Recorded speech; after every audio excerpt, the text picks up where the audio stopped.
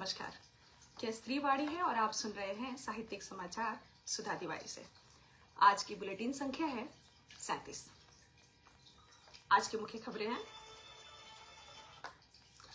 प्रख्यात समाजवादी लेखक विचारक सच्चिदानंद सिन्हा नहीं रहे। जसम के संस्थापक सदस्य अरविंद कुमार का निधन।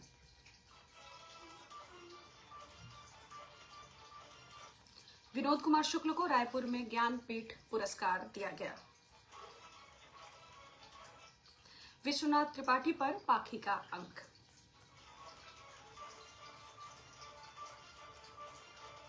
ज्ञान रंजन अब 90वें वर्ष में, रवि भूषण ने पहल को याद किया। कव्वाली पर पहली अकादमिक किताब मंजरी चतुर्वेदी की आई।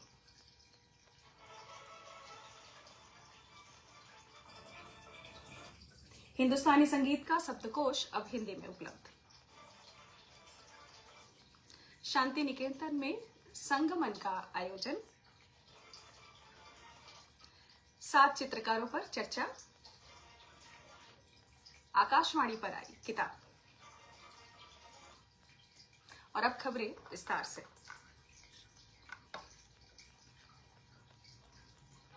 हमारे समय के प्रख्यात समाजवादी लेखक चिंतक सच्चिदानंद सिन्हा का मुजफ्फरपुर में अपने भाई प्रोफेसर प्रभाकर सिन्हा के आवास पर गत दिनों आकस्मिक निधन हो गया।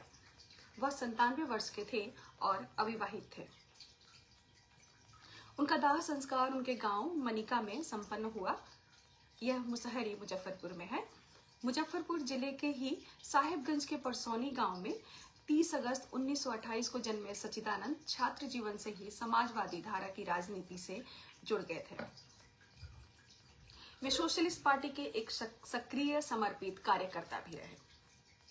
डॉक्टर राम मनोहर लोहिया की पत्रिका मैनकाइंड के संपादक मंडल में और बाद में समाजवादी जन परिषद के साथ ही किशन पटनायक की पत्रिका सामयिक वार्ता में वह संपादकीय सलाहकार भी रहे।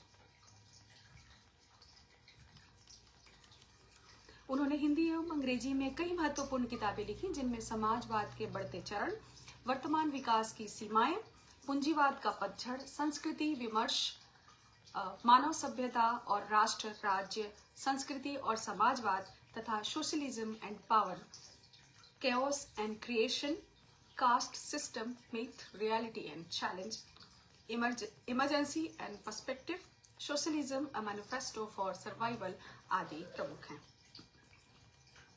शिवानंद तिवारी, योगेंद्र यादव, अरविंद मोहन, प्रेम कुमार मणि, शशि शेखर सिंह, सुधांशु रंजन, उर्मिलेश आदि ने उन्हें इस पर गहरा शोक व्यक्त किया।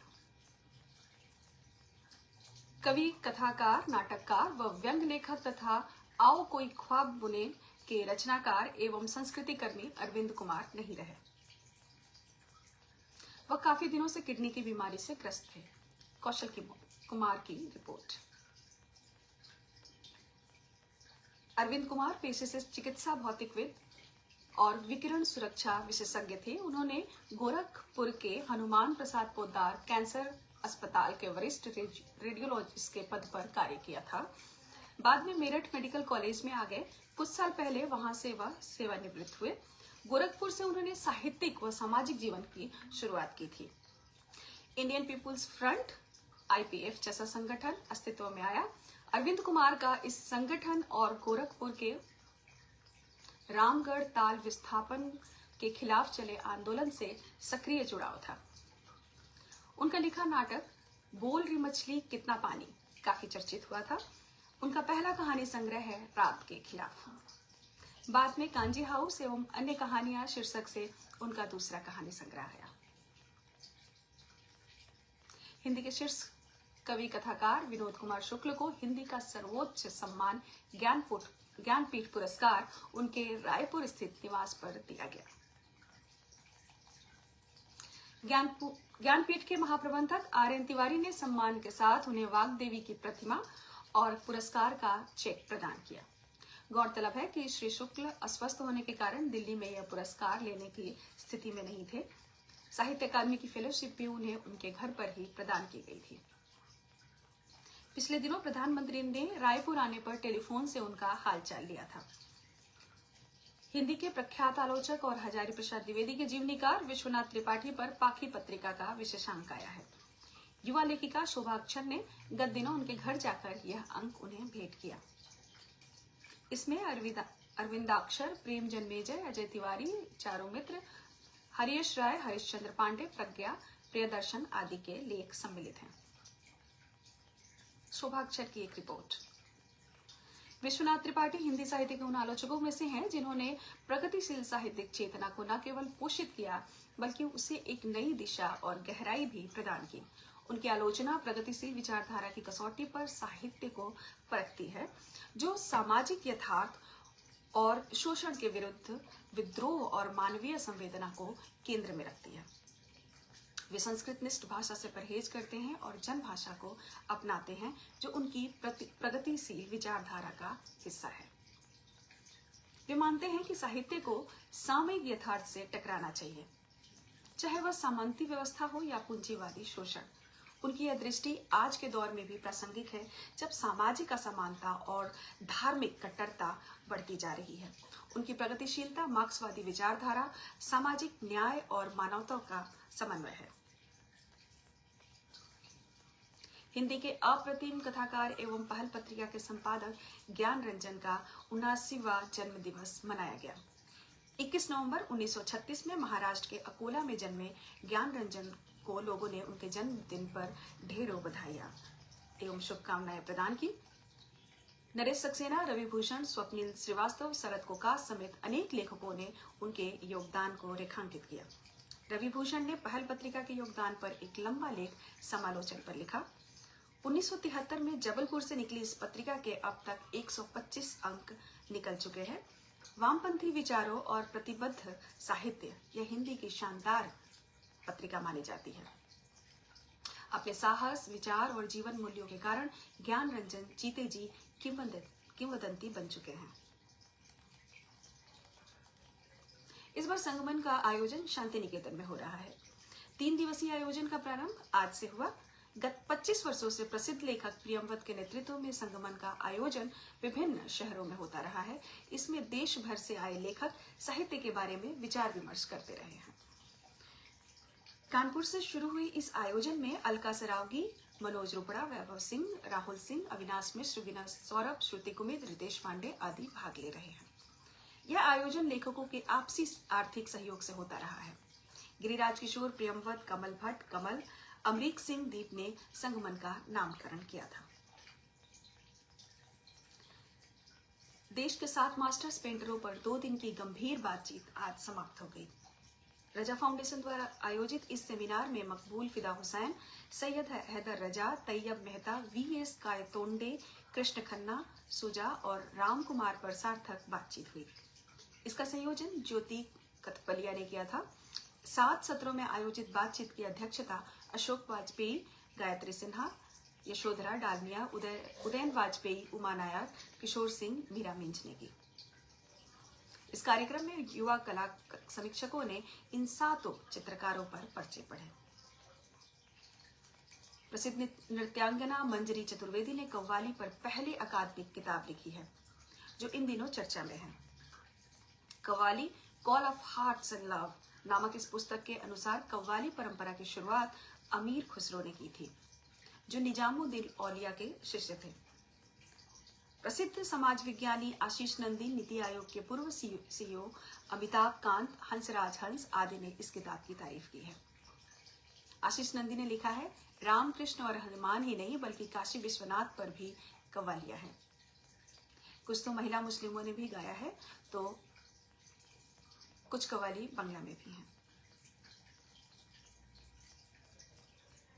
24 भारतीय भाषाओं के बाल साहित्यकार हुए पुरस्कृत। साहित्य अकादमी द्वारा प्रतिवर्ष दिए जाने वाले प्रतिष्ठित बाल साहित्य पुरस्कार गत दिनों दिल्ली में आयोजित एक भव्य समारोह में प्रदान किए गए। पुरस्कार समारोह की मुख्य अतिथि प्रख्यात गुजराती लेखिका वर्षा दास ने कहा कि बाल साहित्य हमारे समाज के लिए बहुत महत्वपूर्ण है और यह साहित्य बच्चों को निरंतर मिलता रहे, इसके लिए हमेशा प्रयासरत रहना चाहिए। पुरस्कार समारोह की मुख्य अतिथि प्रख्यात गुजराती लेखिका वर्षा दास ने कहा कि बाल साहित्य हमारे समाज के लिए बहुत महत्वपूर्ण है और यह साहित्य बच्चों को निरंतर मिलता रहे, इसके लिए हमेशा प्रयासरत रहना चाहिए। साहित्य अकादमी के अध्यक्ष माधव कौशिक ने कहा कि बाल साहित्यकार ही अब दादा दादी और शिक्षक तथा माता पिता की भूमिका में है।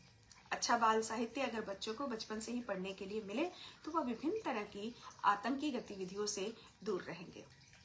साहित्य अकादमी के उपाध्यक्ष कुमुद शर्मा ने कहा कि बाल लेखक कौतूहल, उत्कंठा और जिज्ञासा की जमीन पर अपनी कलम से जो रचता है वह अवश्य ही बच्चों के लिए प्रभावी होता है। बच्चों का कच्चा मन स्लेट जैसा होता है, जिस पर कुछ भी लिखा जाए उसकी गहरी छाप छोड़ता है। पुरस्कृत बाल साहित्यकारों को पुरस्कार स्वरूप एक उत्कीर्ण ताम्र फलक तथा 50,000 रुपए की सम्मान राशि प्रदान की गई। वरिष्ठ मीडिया प्रसारक डॉक्टर इंद्र प्रकाश श्रीमाली की किताब आकाशवाणी की अनुभव यात्रा का गत दिनों उदयपुर में विमोचन हुआ। प्रसंग संस्थान एवं वर्धमान महावीर खुला विश्वविद्यालय उदयपुर के संयुक्त तत्वावधान में आयोजित कार्यक्रम में आकाशवाणी के पूर्व निदेशक एवं लेखक श्रीमाली की इस किताब का लोकार्पण किया गया। मंजू चतुर्वेदी की एक रिपोर्ट। कार्यक्रम के मुख्य अतिथि वरिष्ठ गीतकार किशन दाधीच ने कहा कि इंद्र प्रकाश श्रीमाली के लेखन प्रिंट मीडिया लेखन पर शोध किया जाना चाहिए। उदयपुर आकाशवाणी के कार्यक्रम अधिकारी विनोद शर्मा ने कहा कि श्रीमाली जी ने एक आदर्श उपस्थित किया है। रेडियो से उनकी बहुमुखी प्रतिभा उजागर हुई। यूनिवार्ता दिल्ली के वरिष्ठ पत्रकार रवि चतुर्वेदी ने पुस्तक को युवाओं के लिए महत्वपूर्ण बताया। प्रसंग संस्थान के अध्यक्ष डॉक्टर मंजू चतुर्वेदी ने कहा कि साहित्य के प्रचार प्रसार में आकाशवाणी की खास भूमिका रही है। भाषा की शुद्धता के लिए आकाशवाणी को साहित्यिक परिचर्चाएं करनी चाहिए। इसी दौरान रीना श्रीमाली की पुस्तक डॉक्टर प्रकाश आतुर के कृतित्व का अनुशीलन का भी लोकार्पण किया गया। प्रख्यात शास्त्रीय संगीत गुरु पंडित अमरनाथ द्वारा रचित हिंदुस्तानी शास्त्रीय संगीत का शब्दकोश का लोकार्पण 26 नवंबर को होगा। पंडित अमरनाथ को संगीतकारों का संगीतकार कहा जाता है। इस कोश में उन्होंने हिंदुस्तानी शास्त्रीय संगीत की तकनीकी शब्दावली को सबकी समझ में आने लायक शब्दों में प्रस्तुत किया है। संगीत क्षेत्र के महान गुरुओं की प्रसिद्ध उक्तियों और प्रचलित कहावतों मुहावरों की पृष्ठभूमि और अर्थ विश्लेषण इस शब्दकोश की अन्य बड़ी विशेषताएं हैं। अंग्रेजी में यह शब्दकोश the dictionary of Hindustani classical music नाम से प्रकाशित है, जिसका हिंदी में अनुवाद संगीतज्ञ राकेश पाठक ने किया है। हिंदी संस्करण की प्रस्तावना विदुषी गायक लेखक रेखा भारद्वाज ने लिखी है। नमस्कार दोस्तों, यह थी इस हफ्ते की साहित्यिक खबरें। हम फिर मिलेंगे अगले हफ्ते नई साहित्यिक हलचलों के साथ। तब तक के लिए नमस्कार, शुभ रात्रि।